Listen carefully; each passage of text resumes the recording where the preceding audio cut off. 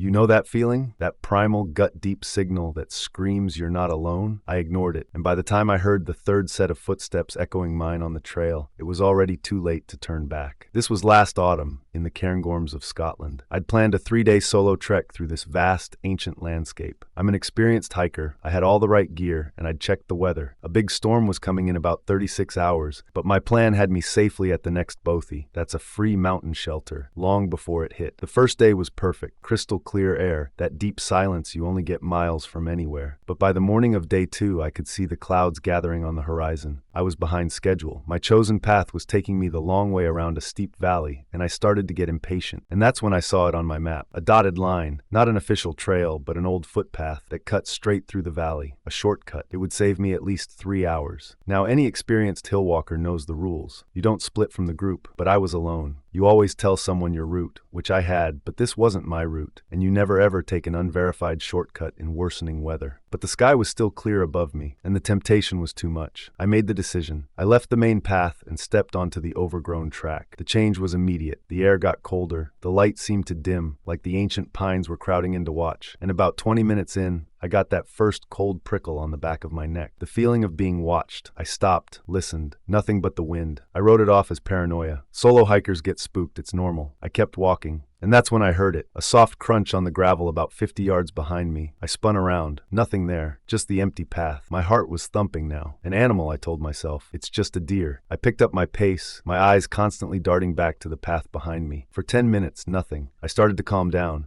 And then I heard it again. Crunch. Closer this time. I stopped dead. The sound stopped a split second later, and that's when the true, ice-cold fear hit me. It wasn't an animal. Animals don't mimic your pace. I was being followed, and whatever it was stepping only when I stepped. I forced myself to start walking again, my ears straining. Crunch, crunch, crunch. My footsteps, and then a half beat later, a second set, heavier, deliberate. I was too scared to look back. I just started to run. I crashed through the undergrowth, my pack slamming against my back. I could hear it running now too, a heavy pounding gait, crashing through the brush behind me. I burst out of the tree line into a small rocky clearing. I had to look. I had to know.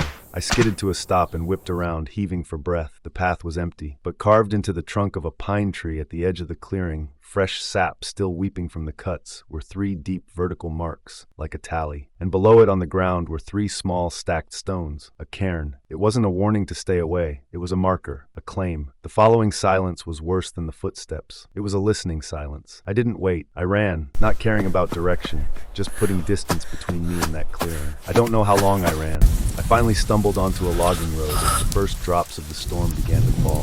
I flagged down a passing ranger truck. I must have looked insane, covered in mud and pure terror. I never told him what really happened. I just said I'd gotten lost. I got out. The storm raged for 2 days, but I was safe in a hostel in Aviemore, staring out at the rain-lashed mountains. You see, I looked it up later. In some old Scottish folklore, they talk about the third walker, a spirit of the lonely places. You think you're walking alone, but you pick up a follower. First you hear your own steps, then you hear its. And if you ever hear a third set, it means it's right beside you. I only ever heard 2. But in that clearing, with that tally mark, I think it was just letting me know I was counted. The mountains have their own rules, their own resident. We break those rules at our peril.